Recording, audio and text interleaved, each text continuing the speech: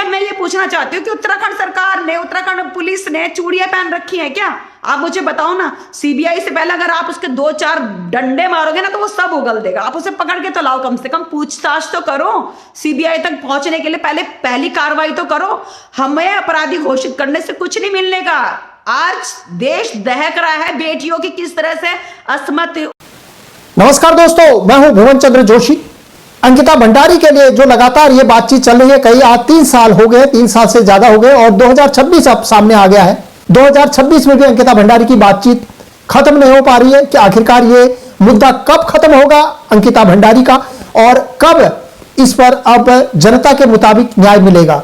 हालांकि जो दोषी करार दिए गए थे उनको कोर्ट ने आजीवन कारावास दिया, लेकिन लोग संतुष्ट नहीं है। लोग जो है लगातार अब प्रदर्शन लगातार जारी कर रहे हैं। लोगों का कहना है कि फांसी तक नौबत आनी चाहिए, आजीवन कारावास से कोई फायदा नहीं है। भाजपा के वरिष्ठ नेता और राज्य मंत्री, एक समाज सेवी के तौर पर जाने जाते हैं, भगत राम कोठारी ने भी इस्तीफा दे दिया है और उन्होंने कहा कि यह मामला आज भी उत्तराखंड की राजनीति को झकझोर कर रहा है, लेकिन सरकार और पार्टी स्तर पर इसकी कोई ठोस कार्रवाई नहीं दिख रही है, जिसकी वजह से मैं इस्तीफा दे रहा हूं। और वहीं दूसरा झटका लगा है, यमकेश्वर के पूर्व जिला पंचायत सदस्य आरती गौड़ ने भी भाजपा की प्राथमिक सदस्यता से इस्तीफा दे दिया है और इस संबंध में उन्होंने भाजपा प्रदेश अध्यक्ष को संबोधित अपना एक इस्तीफा सोशल मीडिया के जरिए भी अपलोड किया है। जो सुरेश राठौर हैं, जिन पर संगीन आरोप लगाए गए हैं, वो क्या कह रहे हैं और पूर्व विधायक सुरेश राठौर ने वायरल वीडियो को पूरी तरह से फर्जी और आर्टिफिशियल बताते हुए उसकी फॉरेंसिक जांच कराने की मांग की है। उन्होंने ज्वालापुर कोतवाली में एक शिकायत दर्ज कराई, कहा कि यदि जांच में उनके खिलाफ कोई भी तथ्य सामने आता है तो वह सजा भुगतने के लिए तैयार है और कह रहे हैं कि मेरे खिलाफ जो है बहुत कुछ गलत बोला गया।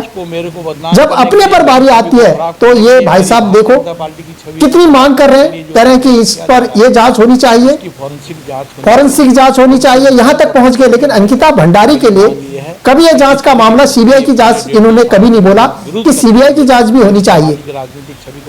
और आगे क्या कहते हैं, ये वायरल जो वीडियो है पूरी तरह से निराधार है, हम इसकी निंदा करते हैं और राजनीतिक और सामाजिक छवि को मेरा नुकसान पहुंचाया गया है। सुरेश राठौर ने आरोप लगाया कि उर्मिला सनावर उसके नाम का दुरुपयोग कर पूरे देश में भ्रम फैला रही है।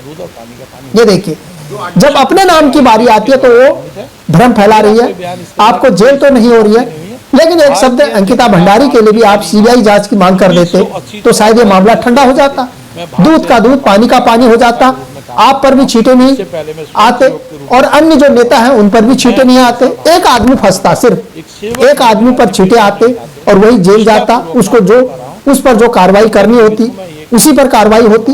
लेकिन आपने तो इसकी खिचड़ी पका दी है। कभी कहते हैं कि विपक्ष इसकी जांच करे और विपक्ष ये बताए कि कौन दोषी है। ये कोई मामला नहीं उठता, सरकार आपकी है, आपको ही जांच करनी है, लेकिन आपको सीबीआई जांच में क्या दिक्कत थी ये पता नहीं। आप इसकी मांग क्यों नहीं कराना चाहते ये पता नहीं। ये मामला ठंडा हो जाता और 2027 में उत्तराखंड में चुनाव है, उन चुनाव पर भी क्या असर पड़ेगा नहीं पड़ेगा ये अभी जल्दबाजी है।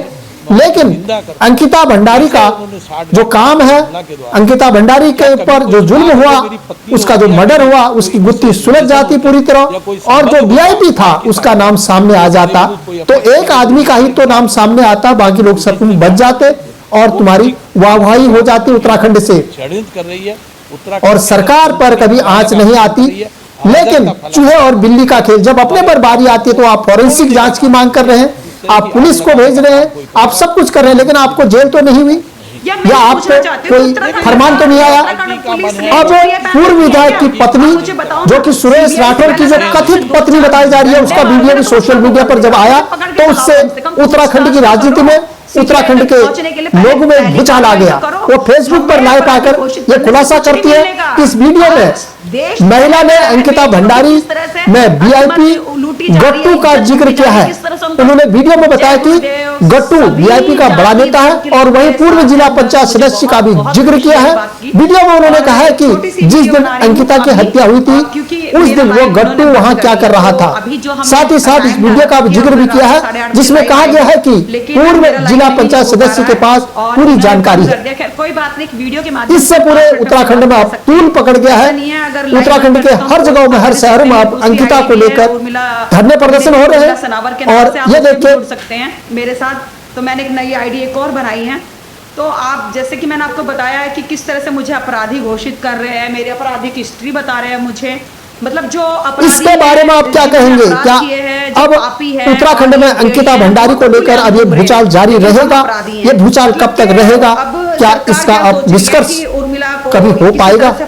इन दोषियों को फांसी तक कोई पहुंचा पाएगा? ये देखना अब बाकी है। अभी तक के लिए इतना ही। नमस्कार।